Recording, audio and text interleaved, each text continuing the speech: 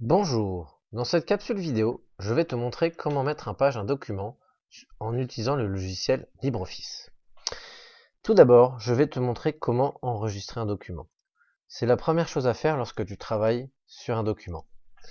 Tu vas dans Fichier et tout d'abord, tu vas enregistrer sous lorsque tu enregistres pour la première fois ton document. Alors, je te conseille de l'enregistrer dans Document. Voilà.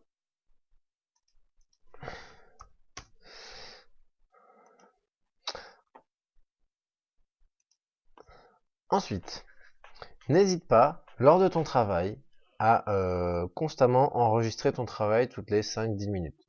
Beaucoup d'étudiants ou d'élèves perdent 2-3 heures de travail, parfois ça peut arriver, parce qu'ils ont simplement oublié d'enregistrer. Et après, avec une fausse manip, voilà, tout peut arriver vite. Donc vraiment, c'est un bon conseil que je te donne, c'est d'enregistrer de manière fréquente. Pour enregistrer de manière fréquente, tu n'es pas obligé d'enregistrer sous à chaque fois. Enregistrer sous, c'est lorsque tu enregistres ton document pour la première fois. Lorsque tu veux enregistrer ton document de manière rapide, une fois que tu l'as enregistré sous, tu n'as plus qu'à appuyer sur ce logo de disquette. Tu peux aussi, comme l'écran l'indique, appuyer sur la touche CTRL en bas à gauche de ton clavier et la touche S en maintenant les deux touches en même temps. Voilà. Alors, dans la suite, je vais te montrer quelques touches de raccourci que tu peux utiliser sur LibreOffice. La première, c'est le CTRL A. Voilà, tu maintiens la touche CTRL et la touche A. Cette commande te permet de sélectionner tout le texte de ton document. Cette touche est commune au logiciel Word, mais aussi au logiciel libre, LibreOffice. Tu peux aussi, si tu souhaites dupliquer un texte, sélectionner avec ta souris un texte, faire une touche CTRL-C, tu maintiens la touche CTRL et CTRL-C, et avec un CTRL-V, tu peux à ce moment-là dupliquer ce texte à l'endroit que tu souhaites. Voilà. Alors tu peux aussi, si tu souhaites, couper une partie du texte. Donc pareil, tu sélectionnes et là tu fais un CTRL-X. Et en fait, au lieu de le dupliquer, tu l'enlèves et tu le déplaces ailleurs. Voilà. Donc ça, ce sont des touches qui peuvent te servir. Si tu souhaites annuler ta dernière touche, tu fais un CTRL-Z. Et plus tu appuies sur un CTRL-Z, plus tu reviens en arrière. Tu peux annuler comme ça, ainsi toutes tes dernières touches, jusqu'à un certain nombre non illimité. Bien. Alors, je pense avoir tout montré. Ah oui, non. Il existe des touches raccourcis pour le gras. Ici, dans ce logiciel, comme c'est indiqué sur l'écran, c'est un CTRL B, italique, CTRL I, souligné, CTRL U, barré, il n'y a pas de raccourci, etc. Voilà. D'autres touches de raccourcis possibles pour la mise en page. Bien.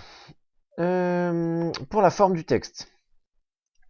Alors, pour sélectionner, je l'ai dit, tout le texte, tu fais un CTRL A, et là, tu peux choisir, ici, les différentes polices qui peut exister dans le logiciel LibreOffice. D'accord. Donc, tu as les différentes polices que je te conseille d'utiliser, c'est Comics en MS, tu peux aussi utiliser Arial, Verdana ou Calibri. Voilà, ce sont les principales polices à utiliser, que je te conseille d'utiliser. Bien, là, excusez-moi, mais mon ordinateur rame un peu, c'est l'enregistrement de la vidéo qui veut ça. Ensuite, tu peux, alors j'y reviendrai lorsque ça va se calmer, tu peux aussi, en cliquant ici, sélectionner bien sûr la taille du texte. Donc en général, ce que nous te conseillons, voilà, ici c'est la police, tu as les différentes polices qui arrivent ici. D'ailleurs, je vais le mettre en Verdana, s'il le veut bien. D'ailleurs, on peut aussi taper le nom de la police, ça parfois ça va un peu plus vite. Voilà. Ensuite, le texte, je t'invite toujours à le mettre plutôt en taille 12. Ça, c'est une taille plutôt commune. Voilà. Ensuite, oui, pour les titres. Pour les titres, comme ici le multimètre, plutôt choisir une taille 20 pour le titre. Tu peux aussi le mettre en gras, le souligner si tu le souhaites. Voilà, donc ici, voilà. Ensuite, on va passer à la troisième partie qui consiste à organiser, à aérer ton document. Alors tout d'abord, lorsque tu as beaucoup de texte, tu peux aérer ce texte en utilisant ce qu'on appelle l'interligne. Ici, alors ici sur ce logiciel LibreOffice, on appelle ça l'espacement, et qui a différentes valeurs. Ces valeurs sont les mêmes quels que soient les logiciels de traitement de texte que tu utilises, OpenOffice ou LibreOffice, ou OpenOffice. Voilà. Bien, donc là-dessus, c'est à toi de choisir ce qui te convient le mieux. Voilà. Ensuite, les puces. Alors, dans ce travail, l'élève doit réaliser la notice d'un multimètre. Donc, les différentes étapes. Ici, tu peux leur mettre une puce. Donc, tu vas ici utiliser ce bouton et tu peux choisir le logo de la puce associée que tu souhaites. Voilà. Alors, si tu veux le faire ça à toutes les étapes, tu sélectionnes ta première étape et là, tu maintiens, tu appuies sur la touche contrôle. Tu restes appuyé sur ta touche contrôle et tu sélectionnes toutes les étapes auxquelles tu vas associer une puce. D'accord? Voilà. Alors, j'ai un peu de mal. Voilà. Tu lâches ta touche contrôle et là, tu appuies sur la puce et du coup, toutes ces étapes vont avoir la puce. Alors, sur ces puces, tu peux aussi choisir l'endroit où tu le décales. Voilà, ouais, en jouant sur ces boutons-là, tu peux sélectionner à la fois la position de la petite flèche, mais aussi la position de ton texte. Voilà, en jouant sur les deux. Voilà, bon, je vais faire un CTRL Z pour allumer la touche. Ensuite, oui, l'alignement du texte. L'alignement ici, par exemple, donc lorsque tu as du texte, le plus joli, c'est d'aligner à gauche et à droite. Voilà. Néanmoins, tu peux faire le choix d'aligner à gauche, de centrer, ou d'aligner à droite. Centrer, ça c'est plutôt bien pour les titres. Tu vois, par exemple ici, en permettre ici aussi. D'accord, on va le mettre en gras, en 20, et en souligné. Bien. Continuons. Les sauts de page. Alors le saut de page est plutôt pratique. Imaginons que tu n'aies pas fini de faire ta partie sur le millimètre, donc tu tapes, et en fait tu vois qu'à chaque fois la partie sur l'ampèremètre qui correspond à ta deuxième page, ta deuxième partie, se décale. Mais ça c'est un peu pénible. Donc ce que tu peux faire, c'est que tu vas dans insertion et tu mets saut de page. Et ainsi, tu auras beau continuer à écrire, et en fait, à chaque fois, ta partie ampèremètre restera affichée sur nouvelle page, tout en haut de ta page. Donc ça c'est plutôt pas mal. Donc je vais effacer ça, voilà, qui ne sert à rien. Voilà, et ici ça revient automatiquement. Bien, la pagination. Alors ici sur ce logiciel-là, pour insérer une pagination, tu vas dans Insertion et Numéro de page, et à ce moment-là, oups. Alors, ce que tu peux faire ici, le mieux, c'est d'alors cliquer dans Bas de page. Hop, excusez-moi, j'ai un peu de mal. Voilà. Et ici, tu peux, une fois que tu es dans le pied de page, insérer le numéro de la page. Voilà. Comme ça, à chaque fois, sur chacune de tes pages, le numéro de page va s'afficher à cet endroit. Alors, tu peux aussi faire le choix de l'insérer, d'ailleurs. Alors, insérer à gauche ou à droite, ça, je vais être franc, je ne sais pas. Il faudra que tu regardes sur un moteur de recherche. Bon, en attendant, ton document sera bien paginé. Voilà.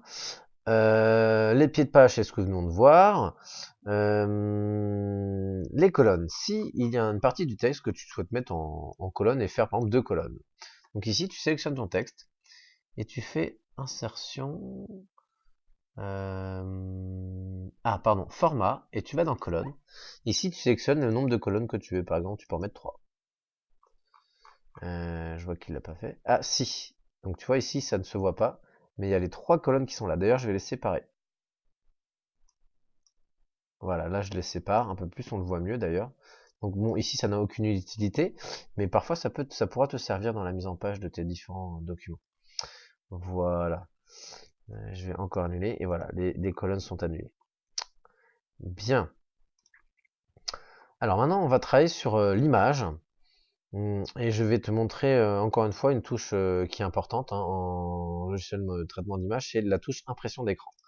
Imaginons qu'ici, tu souhaites ajouter une illustration à un document.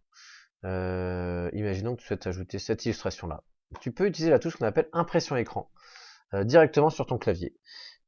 Parfois, c'est directement une touche impression écran, et parfois, il faut appuyer sur la touche FN et impression écran en même temps. Donc ça dépend des claviers. Donc j'ai appuyé sur la touche impression écran, j'ai fait ce qu'on appelle un screenshot de mon écran. Et donc là, je vais, en faisant simplement un CTRL V, coller l'image de mon écran. Alors en effet, là tu vois qu'il y a toute la partie, tout l'écran que tu as copié et que tu as collé. Toute cette partie-là ne t'intéresse pas. Tu vas vouloir sélectionner la partie d'écran que tu vas vouloir choisir. Donc là, après avoir cliqué sur l'image, alors je te montre, En cliquant une fois sur l'image, tu as de nouveaux logos qui apparaissent, et notamment celui de Rognier. Et Rognier va te permettre de choisir et de sélectionner l'image, la partie de l'image qui t'intéresse. Une fois que tu as fait ça, en cliquant sur l'image, tu vois ces petits carrés apparaître, tu peux agrandir l'image ou la rétrécir, tu peux aussi la déformer, bon ça c'est pas très joli, mais de cette manière-là. Voilà. Donc ça c'est plutôt pas mal. Voilà. Tu peux aussi ajouter des caractères spéciaux. Pour ça, tu vas dans Insertion, caractères spéciaux, et puis tu as des différents caractères spéciaux à utiliser. Et tu peux notamment changer la police. Par exemple, si tu utilises la police symbole,